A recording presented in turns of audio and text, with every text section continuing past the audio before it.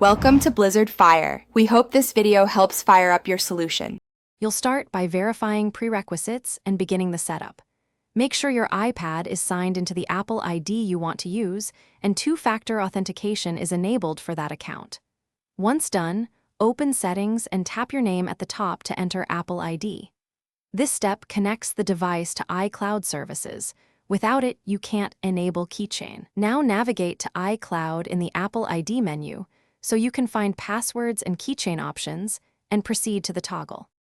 Next, you enable the feature itself and complete identity verification. Tap iCloud, then select passwords and keychain from the list.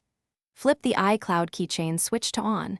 The system prompts you to verify using your device passcode or a trusted device's approval.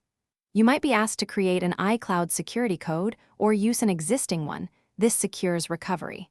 Make sure you follow each prompt slowly, confirm any trusted phone numbers, and allow the sync to begin so passwords populate across your device. Finish by verifying the sync and handling any hiccups. After turning Keychain on, give the iPad a few minutes to upload and sync passwords, then open Settings passwords to confirm items appear. If verification fails, make sure your trusted device is online, your passcode is correct, and Wi-Fi or cellular is stable.